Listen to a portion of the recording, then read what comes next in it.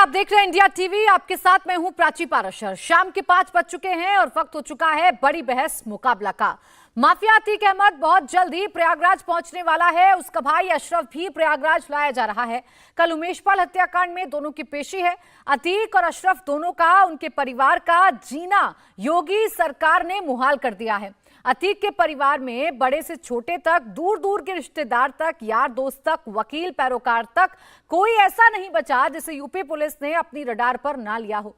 अतीक के घर की औरतें फरारी काट रही हैं। उसके नाबालिग बेटे तक सुधार गृह में हैं। उसके वकील के घर आज ईडी पहुंच गई। कौशांबी में उसके करीबी विधायक की यहां छापेमारी चल रही है। माफिया ने सोचा नहीं था कि सरकार इस हद तक जाकर उसकी नाक में नकील कर देगी। 16 दिन पहले ही अतीक को उम्र कैद हुई और अब एक बार फिर 1300 किलोमीटर का सफर तय करके वो प्रयागराज लाया जा रहा है। यही हाल अशरफ का है। वो अभी बरेली जेल पहुंचा ही था कि फिर वापस प्रयागराज आना पड़ा। माफिया के एक एक गुनाह का हिसाब हो रहा है और अब वो खुद कहने लगा है कि मेरी माफियागिरी खत्म हो गई, मैं मिट्टी में मिल गया, मेरे घर की औरतों और बच्चों को बख्श दो। अतीक के इस बयान में कोई शातिर चाल है या वाकई माफिया की कमर टूट गई है, इस पर हम बात करेंगे। तमाम खास मेहमान हमारे साथ जुड़ेंगे, लेकिन उससे पहले मेरे सहयोगी अभय पाराशर हमारे साथ जुड़ गए हैं, जो लगातार इस काफिले को फॉलो कर रहे हैं। अभय, फिलहाल कहां पर हैं आप लोग? कितना वक्त और समझा जाए प्रयागराज नैनी जेल पहुंचने में? देखिए प्राची, इस वक्त हम शंकरगढ़ में मौजूद हैं। प्रयागराज ये शुरू हो गया है, प्रयागराज रोड है, यानी कि प्रयागराज में एंट्री हो गई है अतीक अहमद की। और मेरे पीछे सामने जो आप काफिला देख रहे हैं, अतीक अहमद इसी जेल वैन के अंदर मौजूद है, आगे वाली जेल वैन में, और पीछे सुरक्षा है। अगर मैं आपको समय बताऊं तो यहां से 36 किलोमीटर नैनी जेल है। 36 किलोमीटर 50 मिनट में ये रास्ता जो है तय होगा। 50 मिनट के अंदर जो है नैनी जेल में पहुंच जाएगा अतीक अहमद। 5:47 के आसपास जो है अतीक अहमद नैनी जेल में पहुंच जाएगा। अब मात्र 50 मिनट का ये रास्ता रह रहा है और 36 किलोमीटर का ये सफर है। प्रयागराज के अंदर एंट्री हो चुकी है। प्रयागराज डिस्ट्रिक्ट में शंकरगढ़ होते हुए ये जो काफिला है अब सीधा नैनी जेल में रुकेगा। तो तकरीबन 50 से 55 मिनट का रास्ता और बचा है। जब ये जो आगे आप काफिला देख रहे हैं, ये काफिला अब सीधा नैनी जेल पहुंचेगा और नैनी जेल पहुंचने के बाद अतीक अहमद को वहां पर शिफ्ट कर दिया जाएगा। वहां पर पहले से तैयारियां कर ली गई हैं। तमाम ऑफिसर्स प्रयागराज पुलिस के वहां पर मौजूद हैं।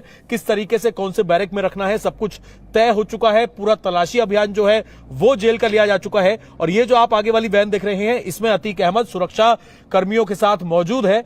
और 5:47 पर अतीक अहमद अब जो है वो नैनी जेल पहुंच जाएगा। अब बीच में कोई और स्टॉपेज नहीं होगा।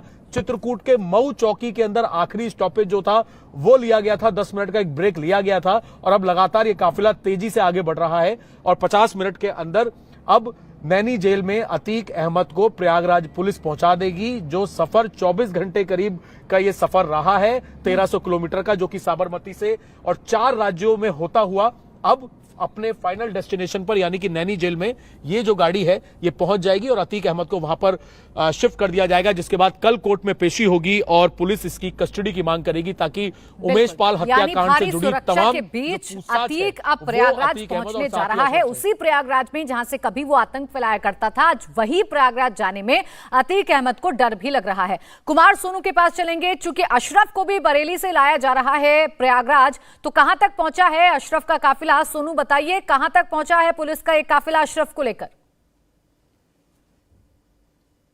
देखिए प्राची, पहले तस्वीरें आपको दिखा दूं कि कड़ी सुरक्षा के बीच में प्रयागराज पुलिस जो है वो अशरफ को लेकर जेल वैन के जरिए प्रयागराज पहुंच रही है। इस वक्त जो है रायबरेली से ऊंचा हार की तरफ जो है काफिला बढ़ रहा है। तकरीबन 30 किलोमीटर दूरी पर है ऊंचा हार और उसके बाद तकरीबन 80 किलोमीटर के आगे प्रयागराज रह जाएगा। यानी कि कुल दूरी तकरीबन 2.5 घंटे की बची है, क्योंकि जेल वैन है, बड़ी गाड़ी है, लिहाजा तकरीबन 60 से 65 किलोमीटर प्रति घंटे की रफ्तार से गाड़ी चल रही है। बरेली जेल में अशरफ बंद था और माना जा रहा है कि 7:30 बजे के करीब नैनी जेल पहुंच जाएगा अतीक का भाई, जो माफिया अतीक है उसका भाई अशरफ। और उमेश पाल हत्याकांड मामले में हालांकि प्रयागराज कोर्ट से जो है अब रिमांड मांगेगी यूपी पुलिस। जब उसके बाद पूछताछ होगी दोनों भाइयों से, वो बात अलग है कि उमेश पाल के ही अपहरण मामले में जो अशरफ है उसको कोर्ट ने बरी कर दिया था, लेकिन अतीक अहमद को दोषी ठहराया था और उसके उसके ऊपर सजा का ऐलान भी किया था।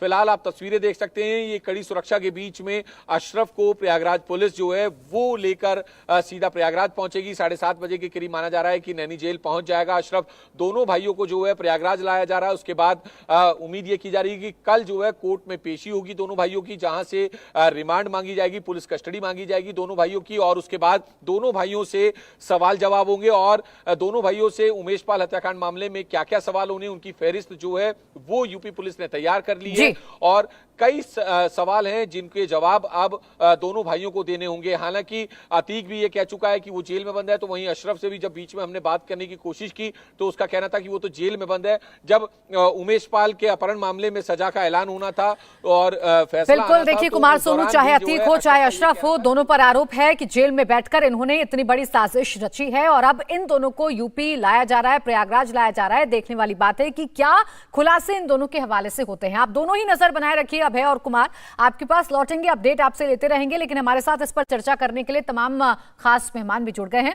आलोक अवस्थी, प्रवक्ता बीजेपी, शांतनु गुप्ता राजनीतिक विश्लेषक के तौर पर हमारे साथ हैं, अब्दुल हफीज गांधी, प्रवक्ता समाजवादी पार्टी, और आदिल हसन, प्रवक्ता AIMIM। बहुत बहुत स्वागत है आप सभी खास मेहमानों का। मैं अब्दुल हफीज गांधी साहब आपसे शुरुआत करना चाहूंगी। आप लोगों ने कहा था, जब सीएम ने कहा था कि मिट्टी में मिला देंगे माफिया को, आप लोगों ने कहा था कि सरकार डायलॉग से चलती है, एक्शन से नहीं। देखिए अब उस एक्शन का असर खुद अतीक की जबानी सामने आ रहा है। अतीक कह रहा है मिट्टी में तो मिला दिया, अब हमको रगड़ा जा रहा है, अब तो पीठ थपथपाएंगे कि नहीं सरकार की? प्राची जी, हमारा स्पष्ट मानना है कि जो भी इस प्रवृत्ति के लोग हैं उनको न्यायिक प्रक्रिया से गुजारा जाना चाहिए और जो भी यथासंभव जो सजा बनती है उनको सजा मिलनी चाहिए। इसमें तो दो राय हो ही नहीं सकती है, क्योंकि हमारे यहाँ संविधान है, अदालतें हैं और अदालतों पर हर किसी को भरोसा है। तो जो भी इस तरह के लोग हैं, वो किसी संप्रदाय से आते हों, वो किसी भी समाज से आते हों, मैं समझता हूँ कि वो कानूनी प्रक्रिया से गुजारकर जो भी उनकी सजा हो सकती है वो सुनिश्चित की जानी चाहिए। लेकिन आज ही देखिए, ये समाजवादी पार्टी ने भी मसला उठाया है कि बरहद से बीजेपी के विधायक हैं दीपक मिश्रा जी, वो पुलिस के सामने कह रहे हैं कि माफियाओं से उनके संबंध हैं और बखान कर रहे हैं कि मेरे माफियाओं से संबंध हैं, और पुलिस सुनकर इसको हंस रही है। तो ये जो दो तरफा रवैया है, ये रवैया नहीं होना चाहिए। मिट्टी में तो जो बरहद से विधायक हैं जो ये बात कह रहे हैं कि हमारे माफियाओं से संबंध है और हमारे माफियाओं से अगर संबंध है तो इसमें हम क्या कर सकते हैं, वो खुलेआम कह रहे हैं। हमारी पार्टी ने आज ट्वीट भी किया है इस चीज पर। तो ये दोहरे मापदंड नहीं चलेंगे। जो भी इस तरह के आपराधिक प्रवृत्ति के लोग हैं उनको समान जो है उनको एक प्रक्रिया से गुजारा जाना चाहिए। इस पे किसी को आपत्ति नहीं हो सकती। ठीक है, किसी को आपत्ति नहीं हो सकती। मैं इस पर जवाब ले लूंगी आलोक अवस्थी जी से जो मुद्दा आप उठा रहे हैं, लेकिन मैं ये पूछ रही थी सर आपसे, आप लोगों ने कहा था ना कि ये सरकार बिल्कुल नाकाम हो गई है, अतीक पर शिकंजा नहीं कसा जा रहा है, माफिया मिट्टी में मिल जाएगा, ये सिर्फ डायलॉग है। तो मैंने यही पूछा कि ये जो एक्शन अब हो रहा है और माफिया खुद ये कह रहा है कि मुझे मिट्टी में तो मिला दिया गया, अब तो मेरे पूरे परिवार को भी नेस्ता नाबूद करने की फिराक में है योगी सरकार। तो मैं पूछ रही हूँ सर, अब तो आपकी तारीफें मिलेंगी सरकार को कि नहीं? दूसरा मसला छोड़िए, मैं उस पर जवाब ले लेती हूँ आलोक जी से। प्राची जी, आज भी उत्तर प्रदेश के अंदर विभिन्न माफिया हैं, वो सरकार के संरक्षण में भी हैं और बहुत सारे लोगों को सरकार के जो हमारे बहुत जिम्मेदार लोग हैं उनके साथ देखा गया है, उन पर भी एक्शन होना चाहिए। हम तो ये कहते हैं कि समान एक्शन होना चाहिए। नहीं, ये एक्शन ठीक है कि नहीं, ये बता दीजिए सर। फिर बाकी माफियाओं पर क्या एक्शन लेगी सरकार, मैं पूछ लेती हूँ आलोक जी से। प्राची जी, आप शब्दों को तोड़ मरोड़ रही हैं। मैं तो कह रहा हूं कि पहली वक्तव्य में मैंने कहा कि यदि एक्शन हो रहा है तो अच्छी बात, हर किसी को न्यायिक प्रक्रिया से गुजारा जाना चाहिए और यही हमारे भारत का संविधान कहता है, यही हमारा जो पूरी न्याय व्यवस्था है वो कहती है। यदि किसी ने कोई अपराध किया है तो उसको न्यायिक व्यवस्था से गुजारा जाना चाहिए और हम सभी को न्यायिक व्यवस्था पर भरोसा है। और जैसा मैंने कहा, लेकिन न्याय सबके लिए होना चाहिए। Everybody is equal before law, but we see that different standards are adopted. चलिए बता दीजिए आलोक अवस्थी जी, इस सवाल का जवाब दे दीजिए जो अब्दुल हफीज गांधी जी कह रहे हैं कि आप माफिया पर एक्शन ले रहे हैं, अच्छी बात है, अतीक डर रहा है, अच्छी बात है, लेकिन बाकी लोगों पर कब एक्शन लेंगे? उन्होंने भी सेम अपराध किया है। जी, जिन्होंने अपराध किया है योगी सरकार ने उन पर कार्रवाई करी। जो अपराध करेगा पार्टी लाइन से ऊपर उठ करके ना धर्म देखेंगे ना जाति देखेंगे, हम बराबर कार्रवाई करें। लेकिन समाजवादी पार्टी का जो एक स्तर रहा है अपराधियों के पीछे खड़े होने का, छुपाने का, आज भी वे किंतु परंतु करते हुए इस बात को एक्सेप्ट नहीं कर पा रहे हैं कि हफीज की इतने बड़े माफिया पे कार्रवाई हो रही है जिसके आतंक से पूरा उत्तर प्रदेश आतंकित था। जो स्पेशली पहले मूछ एड़ते हुए नजर आते थे, आज वो मूछें नीची करके भैंस धोने का काम कर रहे हैं और झाड़ू लगाने का काम कर रहे हैं। ये योगी आदित्यनाथ जी की सरकार में संपन्न हो पाया। कभी जो जनता को डराते थे, आज वे फिर जनता से आज डर से कांप रहे खुद, और कह रहे हैं कि योगी जी ने मुझे मिट्टी में मिला दिया है, जिन्होंने पता नहीं कितने घरों को उजाड़ा और मिट्टी में मिलाया। मेरा इतना भी कहना है कि समाजवादी पार्टी के जो आका होते थे, वो उसके कुत्ते से हाथ मिलाने के लिए प्रयागराज जाते थे, कुत्ते से हाथ मिलाने, और आज उसकी हालत कुत्तों से बदतर हो चुकी है। ये हम सब देख रहे हैं। तो यह आतंक अच्छा है। ऐसे अपराधियों को सजा दिलाने में योगी आदित्यनाथ जी की जो सरकार है, उसने ऐसे अपराधियों को जेलों में भेजा है और हमारे अभियोजन पक्ष को मजबूत किया, जिससे कि उनको सजा हो पाए। अभी आपने देखा होगा कि 17 साल पुराने अपराध में इसको आजीवन कारावास की सजा होगी। ठीक है। मुख्तार अंसारी जैसा बड़ा अपराधी कई वर्षों से मुकदमे चल रहे थे। अतीक पर हो रही कार्रवाई पर तो विपक्ष भी कह रहा है कि कार्रवाई होनी चाहिए, न्याय संगत कार्रवाई होनी चाहिए, लेकिन ये आप पर जो आरोप लगते हैं आलोक अवस्थी जी आपकी सरकार पर कि माफियाओं में भी आपकी सेलेक्टिवनेस दिखाई देती है, आप सेलेक्टिवनेस के हिसाब से कार्रवाई करते हैं, ये अतीक है, इस वजह से इतनी तेजी से कार्रवाई हो रही है। बाकी ऐसे कितने लोग हैं जिनका आप लोग नाम तक नहीं लेते? देखिए प्राची जी, मेरा स्पष्ट रूप से ये कहना है कि विपक्ष के लोगों से भी और आपके माध्यम से जनता को भी, भारतीय जनता पार्टी की सरकार में कोई भी अपराधी मुक्त नहीं है और कोई भी अपराधी को संरक्षण नहीं प्राप्त है। यहाँ पर योगी आदित्यनाथ जी के स्पष्ट निर्देश है, पार्टी का कोई भी व्यक्ति किसी अपराधी के साथ खड़ा होने की हिम्मत नहीं कर सकता है। तो निश्चित बात है कि जिनके ये नाम ले रहे हैं, अगर इनके पास सबूत हो, हमारे सामने रखे, कोर्ट के सामने रखे, मीडिया के सामने रखे, लेकिन सबूतों के साथ रखे। किसी का नाम उछाल करके और वो ये बातें ना करना बंद कर दे, क्योंकि इससे जो है आरोप लगाना और पत्थर उछाल के भाग जाना, यह पुराना शगल रहा है राजनीतिक दलों का। चलिए ठीक है, सबूत है क्या अब्दुल हफीज गांधी साहब आपके पास जो आलोक अवस्थी जी कह रहे हैं? बीजेपी के बाद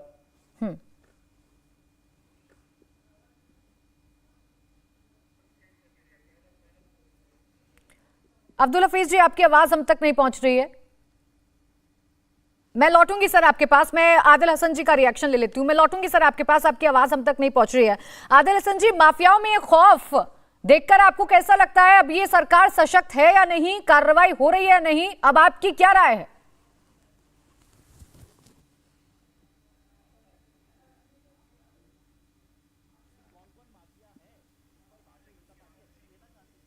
हम तो बार बार कह रहे हैं, लेकिन ये सरकार लिस्ट लेकर नहीं आना चाहती है। सेलेक्टिव अप्रोच है इनकी।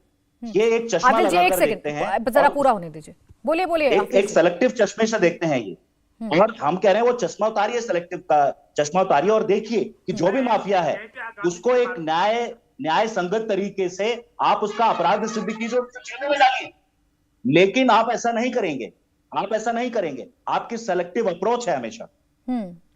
नहीं, लेकिन माफिया अतीक अहमद किसके जमाने में फला फूला था सर? मैं ये सवाल हर बार पूछती हूँ जब आप ये कहते हैं कि आलोक अवस्थी जी की जो पार्टी है वो सेलेक्टिव कार्रवाई करती है, जो सरकार यूपी में है वो सेलेक्टिव कार्रवाई करती है, तो बताएंगे जरा अतीक अहमद को विधायक किसने बना दिया था?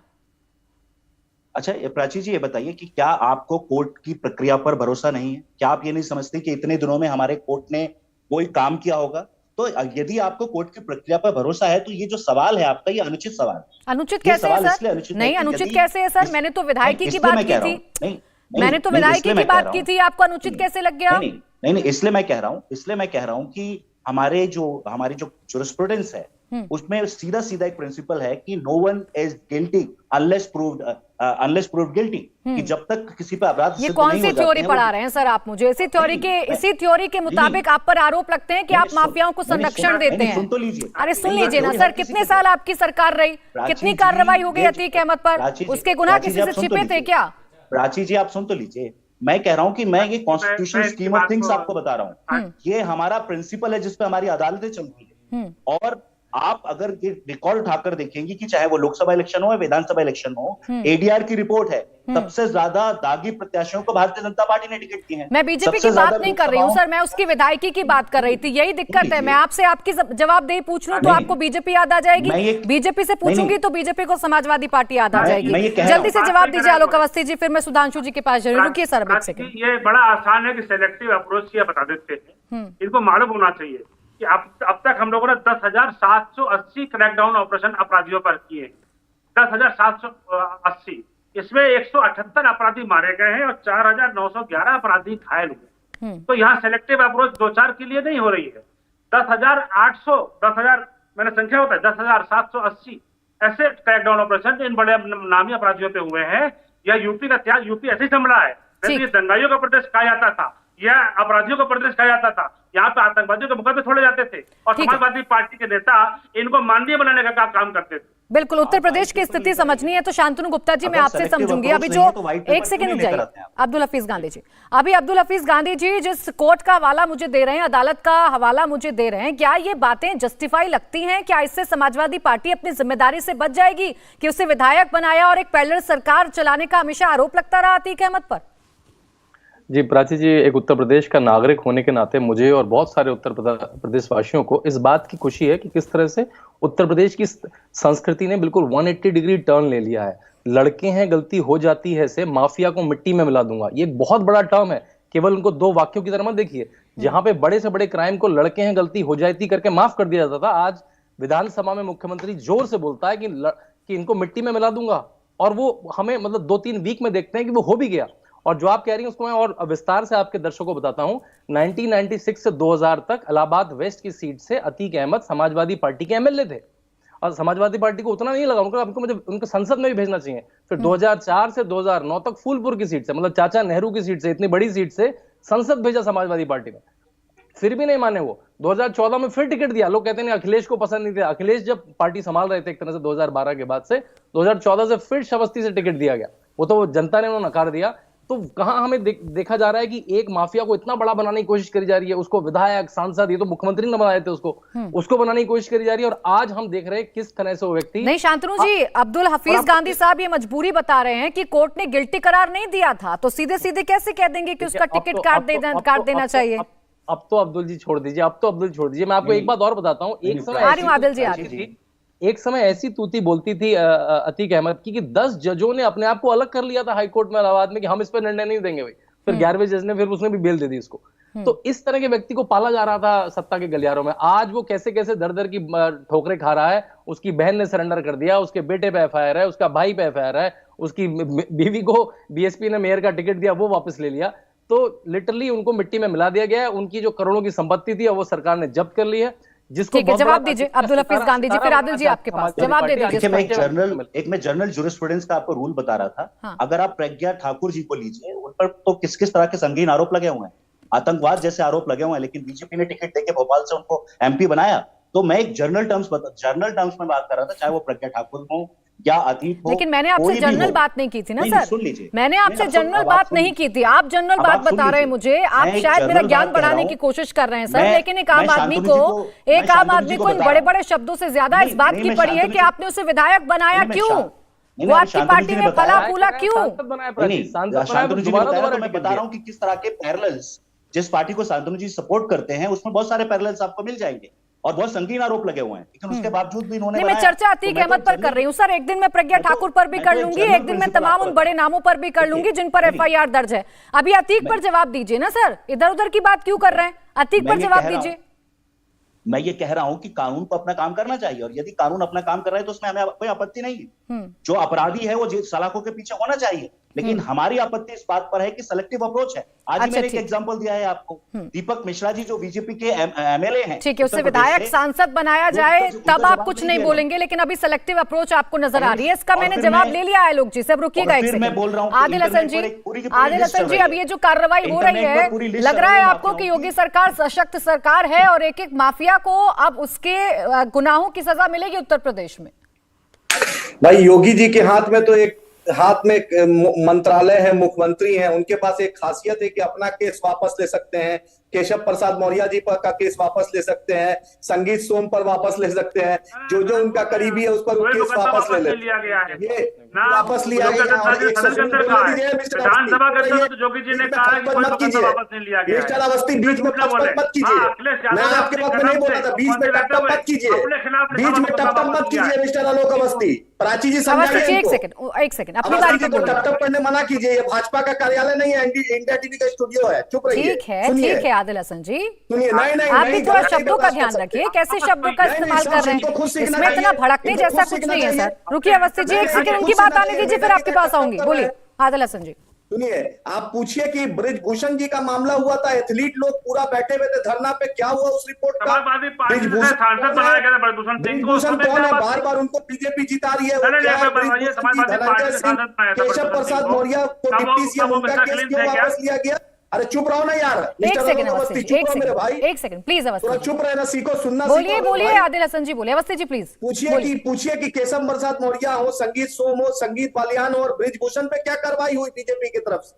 उस पर तो एथलीट लोग, पूरे देश के जाने माने एथलीट धरना पे बैठे थे। ऑन एयर उन्होंने बोला था हाँ मैंने मर्डर किया, उस पर तो कुछ कार्रवाई नहीं कर रहे। 110 लोग पर एनएसए लगा था, 96 लोग पर हाई कोर्ट ने टर्न डाउन। अरे आदिल हसन जी, आपकी ये सारी बातें ठीक हैं सर, ये इस सवाल का जवाब मैं ले लूंगी आलोक अवस्थी जी से, आपने मेरी बात का जवाब नहीं दिया। माफिया अतीक अहमद पर एक कार्रवाई ठीक या नहीं? अरे सर, माफिया अतीक अहमद पर एक कार्रवाई ठीक कि नहीं? अरे आप इतना इंडिया टीवी और दूसरा चैनल इतना अतीक को इंपॉर्टेंस क्यों दे रहे हैं? अरे सर क्यों नहीं देंगे? आपके हिसाब से अब देश चलेगा क्या? आपके हिसाब से अगर देश चलने लगा, कोई चैनल चलने लगा तो सर हो गया फिर इस देश का बंटाधार। अरे सरकार हाई कोर्ट सुप्रीम कोर्ट को फैसला लेने आदिल हसन साहब देश को पड़ी है, यूपी को पड़ी है कि उस माफिया अतीक अहमद के साथ क्या हो रहा है, जिसने कभी कई लोगों को डराया है, कई परिवारों को उजाड़ा है। तो ये आप तो डिसाइड नहीं करेंगे कि मुझे क्या चलाना है और क्या नहीं चलाना है। अरे सुनिए, इधर उधर की बात मत करिए, बताइए अतीक पर कार्रवाई ठीक या नहीं? सुनिए, ये भी पूछ लीजिए कि आगरा में हिंदू महासभा के लोग ने गौकशी के नाम पे क्या किया, रामनवमी के दंगा भड़काने के लिए। अरे सर, मैं उस मुद्दे पर चर्चा नहीं कर रही हूँ आदिल हसन जी, सबसे पहले आप ये समझ लीजिए, अंतर कर लीजिए। मैं अतीक अहमद पर चर्चा कर रही हूँ, अतीक पर चर्चा करिए सर। आदिल हसन साहब, इतना भड़किए मत, पहले रुकिए सर, इतना भड़किए मत। अरे अतीक पर कार्रवाई हो रही है, आप क्यों भड़क रहे हैं? अतीक पर कार्रवाई हो रही है, आप क्यों भड़क रहे हैं आदिल हसन साहब? मेरा रिश्तेदार नहीं आ रही अतीक, तो बता दीजिए ना अतीक पर एक कार्रवाई ठीक कि नहीं? अतीक मेरा रिश्तेदार नहीं, मेरा कहना रूल ऑफ द लॉ सबके लिए बराबर होना चाहिए। अरे होना चाहिए सर, आपका ये दूसरा पॉइंट मैंने नोट कर लिया। अरे आदिल हसन साहब सुनिए ना, आप सुनने के लिए नहीं आते, आप चर्चा करने के लिए नहीं आते, आप दूसरे को कह रहे हैं कि मत करिए। आप क्या कर रहे हैं?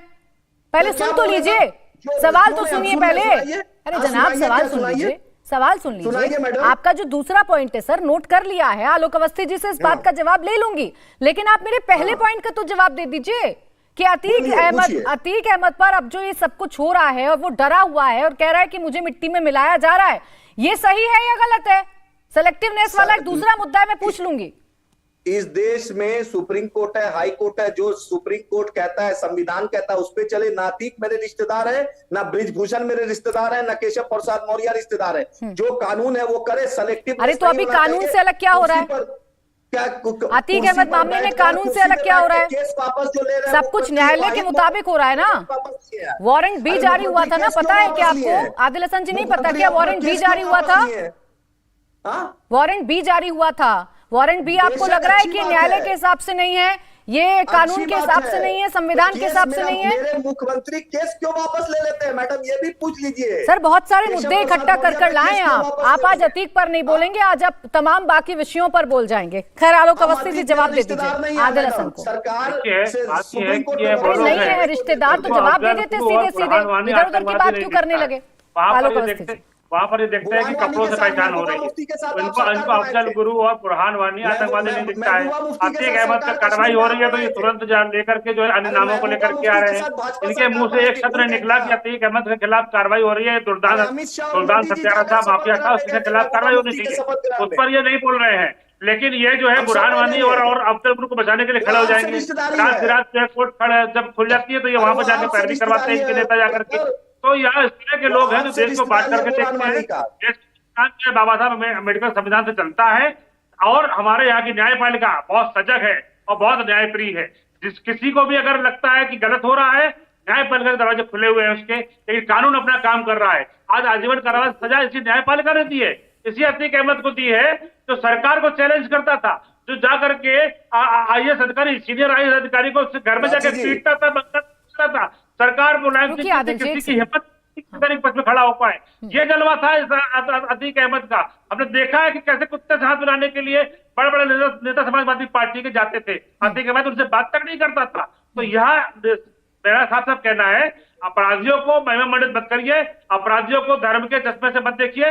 अपराधी अपराधी होता है, उसको सजा मिलने दीजिए, क्योंकि वो हमारे और आप जैसे तमाम लाखों करोड़ों लोगों को सता करके अपराधी बनता है। ठीक उनसे है उनकी सर, जो है यहाँ पर व्यक्तिगत आदिल चिंता- हसन जी जिन लोगों का नाम ले रहे थे उन लोगों पर जवाब दे दीजिए, धनंजय सिंह पर जवाब दे दीजिए, बृजभूषण शरण सिंह पर जवाब दे दीजिए कि उन लोगों का क्या हुआ।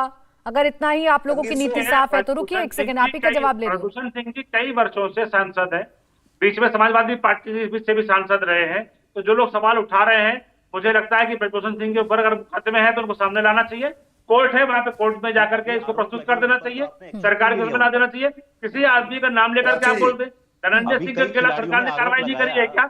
जब उसमें उसकी गिरफ्तारी हुई उसके खिलाफ कार्रवाई करी गई है। यहाँ पर अपराधी जो करेगा हम उसके खिलाफ कार्रवाई करेंगे। ये उत्तर प्रदेश है, यहाँ पर एक भी दंगा योगी आदित्यनाथ जी ने नहीं होने दिया, एक भी आतंकवादी घटना नहीं उत्तर प्रदेश के अंदर होने नहीं दी। ठीक है, लेकिन सर 1.5 महीना बीत गया, लेकिन कहाँ है शाइस्ता, कहाँ है असद, ये भी आप लोग पता नहीं लग पाया अभी आपको कि शाइस्ता कहाँ है, असद कहाँ है, तमाम शूटर्स कहाँ है। इसका जवाब लूंगी। आदिल हसन जी, आप कुछ कहना चाह रहे थे, अपनी बात को कंप्लीट कर लीजिए। सर, मेरा सवाल अतीक अहमद को लेकर था, आप कश्मीर को बीच में लेकर आ गए, आप न जाने कौन कौन सा मुद्दा बीच में लेकर आ गए। सर, उन मुद्दों पर फिर कभी बात कर लेंगे, आज आइए अतीक पर चर्चा करते हैं। पहले मैडम, कश्मीर पे आलोक जी लाए हैं, महबूबा मुफ्ती के साथ सरकार ये बनाए थे, प्रधानमंत्री शपथ ग्रहण पे गए थे, मलाई ये खाए थे जम्मू कश्मीर में पीडीपी के साथ। हम नहीं मलाई खाते हैं, जरूरत पर मलाई ये खाते हैं। ममता बनर्जी के साथ सरकार में ये थे, सारे मुद्दे पढ़कर आ गए क्या आज आदिल हसन जी? मुझे लगता है जो आपके पेपर में क्वेश्चन है सिर्फ वही छोड़कर आप सब कुछ पढ़ आए हैं। अरे अतीक अहमद पर बात कर लीजिए, अतीक अहमद पर बात कर लीजिए। मैं तो आपसे पहले से ही पूछ रही हूँ कि वो कार्रवाई ठीक है कि नहीं, बाकी आपके सारे सवाल ठीक है सर, मैंने पूछ लिया आलोक अवस्थी जी से। हाई कोर्ट ने कहा उत्तर प्रदेश सरकार ने 110 से ऊपर एनएसए लगाया, जिसमें 90 से ऊपर एनएसए गलत था, ये जानते हैं। आज भी सुप्रीम कोर्ट ने यूसुफ मलिक पर जो एनएसए लगा उसको भी सुप्रीम कोर्ट ने अतीक अहमद पर बात क्यों नहीं कर रहे हैं आदिल हसन जी? अतीक अहमद मेरे रिश्तेदार नहीं है, मेरे अरे नहीं है तो एक बार बता दीजिए, एक लाइन में खत्म कर दीजिए बात कि कार्रवाई सही है कि नहीं। कार्रवाई कर सकते हैं, कीजिए, न्याय संगत कार्रवाई कीजिए उस पर। तो अभी जो कार्रवाई हो रही है वो न्याय संगत नहीं है क्या? बृजभूषण पर भी कीजिए। अरे अतीक अहमद पर बात करिए पहले, आइए बृजभूषण पर भी बात कर लूंगी। अतीक अहमद पर जो कार्रवाई है न्याय संगत है कि नहीं?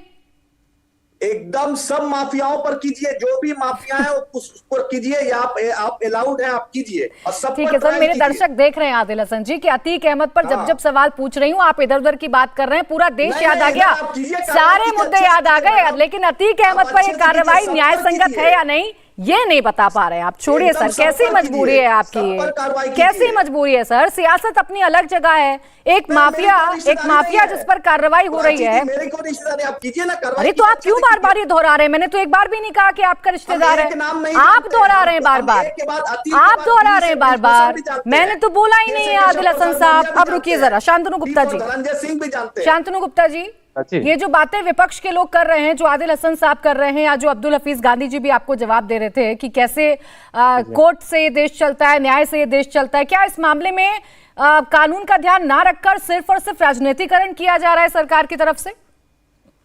जी, जिस तरह से अब्दुल हफीज गांधी और आदिल भाई अतीक अहमद को डिफेंड कर रहे हैं, एक तरह से बड़ा डिस्टर्बिंग है वो टीवी पे देखने से। वो टीवी में बड़ा डिफेंडिंग है, वो बड़े मतलब वो कुछ कोर्ट की बात कर रही है, क्या हुआ मतलब उसको एक कवर। रुकिए एक एक करके सर, दोनों एक साथ बोलने लगे, रुक जाइए। आप दर्शक आदिल हसन जी आपके समझ रहे हैं किस तरह से आपने एक बार भी नहीं कहा कि हाँ योगी आदित्यनाथ ने एक दुर्दांत आतंकवादी, एक दुर्दांत माफिया पे कार्रवाई करी है। और ये कोई छोटा मोटा नहीं, इसके 117 केस हैं। क्या केस है इसमें? कोई चोरी चकारी के केस नहीं है, मर्डर के केस, अटेम्प्ट टू मर्डर के case, land grabbing case, extortion के केस, राइटिंग के केस, ये है अतीक अहमद। अब मान लीजिए हमसे गलत विधायक बना दिया, हमारी नीति गलत थी उस समय, मान लीजिए समाजवादी पार्टी, तब हम माफिया को प्रमोट करते थे, अब भी कर रहे हैं क्या? अब भी कर रहे हैं क्या? लेकिन अभी भी अब्दुल हफीज गांधी आके इधर की बात उधर की बात कोर्ट की बात करके एक बार सीधे नहीं बोला कि हाँ माफिया को मिट्टी में मिलाया गया है। मेरे ख्याल से ये नसीहत है, ये नसीहत है समाजवादी पार्टी के लिए और हर राजनीतिक पार्टी के लिए। केवल चोरों, गुंडों, माफियों की तरह राजनीति खत्म हो गई है। आज की राजनीति अलग राजनीति है। अब्दुल भाई। अब्दुल जी, शांतनु जी ने मेरा जवाब प्रज्ञा ठाकुर के लिए बिल्कुल नहीं दिया, वो बात अलग है, ये नहीं दे पाएंगे। प्रज्ञा ठाकुर पे बहुत डिबेट आपने भी करी होंगी, मैंने भी करी है। आप डिबेट को इधर ले जा सकते हैं, उधर ले जा सकते हैं। आज डिबेट अतीक अहमद पे, अतीक अहमद को साबरमती से प्रयाग लाया जा रहा है। प्रज्ञा ठाकुर को टिकट कब दिया? अतीक अहमद को, जिसको आपने विधायक बनाया, जिसको आपने सांसद बनाया, उसको साबरमती से प्रयाग लाया जा रहा है। आप मेरी बात सुन लीजिए। आप मैं ये कह रहा हूं कि अतीक पे जो एक्शन हो रहा है बिल्कुल सही हो रहा है और होना चाहिए। चलिए, बहुत अच्छी लेकिन बात- आप बोल बहुत दीजिए अच्छी बात प्रज्ञा आपने ठाकुर कहा पे है। जितने भी केसेस चल रहे हैं वो सही हैं, बोलिए प्रज्ञा ठाकुर पर। आप नहीं बोल पाएंगे क्योंकि मैं प्रज्ञा बोलूंगा, ठाकुर आप- पर जितने इल्जाम लगे हुए हैं उन पर आप नहीं बोल पाएंगे, क्योंकि उसी तरह की राजनीति आप करना चाहते हैं। इस देश में नफरत की राजनीति आप करना चाहते हैं, उस पर आप नहीं बोल पाएंगे। मैं ये बोल रहा हूं कि जब अतीक पर एक्शन हो रहा है सही हो रहा है, लेकिन इसके बाद में क्या कहूं, इसके बाद में यही कहूंगा कि उन लोगों पर भी एक्शन होना चाहिए जिनको सरकार उत्तर प्रदेश की बचा रही है। बार बार हम इंटरनेट पर देख रहे हैं, पूरी की पूरी लिस्ट चल रही है माफियाओं की, और उत्तर प्रदेश सरकार उन पर बोल नहीं रही है। 6 साल से ज्यादा आज उत्तर प्रदेश की सरकार को बने हो गए, ये एक्शन पहले क्यों नहीं लिया गया? जब भी कोई इलेक्शन आता है इस तरह के मुद्दे निकाल कर खड़े कर दिए जाते हैं, सांप्रदायिकता पैदा करने की कोशिश की जाती है। ये भारतीय जनता पार्टी इन्होंने आतिक में फिर संप्रदाय हम ये कह रहे हैं, इन्होंने हम ये आतिक कह रहे में हैं, फिर संप्रदाय ढूंढ लिया। नहीं, हम राजीव जी, संप्रदाय नहीं आतिक ढूंढा में फिर हमने। संप्रदाय हम ढूंढ ये लिया। कह विकास रहे दुबे हैं के समय कि कहाँ गया एक्शन था? होना चाहिए, जब विकास एक्शन दुबे होना था तब चाहिए। संप्रदाय कहाँ चला लेकिन गया था? उन लोगों पर एक्शन कब होगा जो मुख्यमंत्री के स्वजाति माफिया हैं, उन पर एक्शन कब होगा ये आप बताइए। अभी प्राची जी ने आपको 2-3 नाम गिनाए थे। अरे आप भी नहीं अब्दुल बोल हफीज पाए, जी, आलोक जी भी नहीं बोल अब्दुल पाएंगे। हफीज जी, क्योंकि आपके आपका पास सरकार इतने का सारे नाम है ना, संरक्षण रुकिए एक सेकंड सर, मैं आपसे एक सवाल पूछ रही हूँ। आपके पास इतने सारे नाम हैं जो आप आलोक अवस्थी जी से भी पूछ रहे हैं, और आपके पास बहुत सारे सबूत भी हैं जितने दावे से आप कह रहे हैं। अगर आपकी सरकार नहीं सुन रही है, आपको पता है सरकार तो सिलेक्टिव कार्रवाई करती है, आप ही ने अभी मुझे कोर्ट का हवाला दिया ना, आप मुझे पूरी प्रक्रिया समझा रहे थे ना, क्यों नहीं जाते हैं आप लिस्ट लेकर? क्यों इस सरकार का चेहरा एक्सपोज करते हैं आप? बैठे बैठे थोड़ी ना सर माफिया खत्म हो जाएगा, अगर ये सरकार नहीं कर रही तो आप करिए। पॉलिटिकल पार्टी का मेन काम होता है जनता के अंदर अवेयरनेस पैदा करना, जनता के अंदर यह दिखाना कि किस तरह से सरकार डबल स्टैंडर्ड्स अपनाती है जब स्वजाति माफियाओं की बात आती है। हम ये कह रहे हैं इररिस्पेक्टिव ऑफ अब्दुल हफीज साहब सुन लीजिए, आप पहले ना खुद अपने शब्दों को सुनिए सर, फिर चर्चा करिएगा। क्या कह रहे हैं आप? ये आपका ये सरोकार नहीं है कि इस प्रदेश से माफिया खत्म हो जाए। आपका सरोकार ये है कि आप जनता के बीच में जाएंगे और बताएंगे। सर अभी चुनाव बीते हैं उत्तर प्रदेश में। शांतनु गुप्ता जी, आ रही हूँ फिर आदिल जी। राजीव भाई, छोटी सी बात बताऊंगा। आ रही हूँ अवस्थी जी, आ रही हूँ। अब्दुल भाई, उत्तर प्रदेश में पिछले 6 साल में 10,000 से भी ज्यादा माफियाओं पे एक्शन हुआ है, जिसमें से करीब 150 से ज्यादा मारे गए हैं। और अगर आप 10,000 की लिस्ट देंगे तो उसमें हर धर्म, हर जाति, पूरा पाई चार्ट बनाएंगे तो सब धर्म के, सब जाति के, सब कास्ट के सब मिल जाएंगे आपको उसमें। तो अगर आप एक में ये मुसलमान है इसलिए कर लिया, ये ब्राह्मण है इसलिए कर लिया, ठाकुर है इस पे कर लिया, ऐसे करेंगे तो ऐसे सरकारें नहीं चला करती। तो अब वोटा वोटरी छोड़ दीजिए कि इस पे क्यों नहीं करा, उस पे क्यों नहीं करा। आप मान लीजिए कि आप जिनको विधायक सांसद बनाया करते थे आज वो मिट्टी में मिल गए हैं। अब्दुल भाई, ये है आज की स्थिति। अच्छा ठीक है, धनंजय पर क्या एक्शन होगा ये आप बता दीजिए। अच्छा मैं जवाब ले लेती हूँ, अब जरा मैं जवाब ले लूँ आलोक अवस्थी जी से। आदिल जी एक सेकंड, आलोक अवस्थी जी, आपके दोनों जो विपक्षी साथी हैं, धनंजय सिंह का नाम बार बार ले रहे हैं, उसका जवाब दे दीजिए, और इसका भी जवाब दे दीजिए कि अतीक को तो आप ला रहे हैं, मिट्टी में मिला रहे हैं, लेकिन उसका वो आरोपी परिवार कहाँ है जो फरार है? लगातार 1.5 महीना बीत गया, अभी तक नहीं पकड़ पाए आप लोग। इंडिया टीवी हर वक्त हर जगह डाउनलोड करने के लिए सर्च करें India TV news Google play store या ऐप स्टोर पर।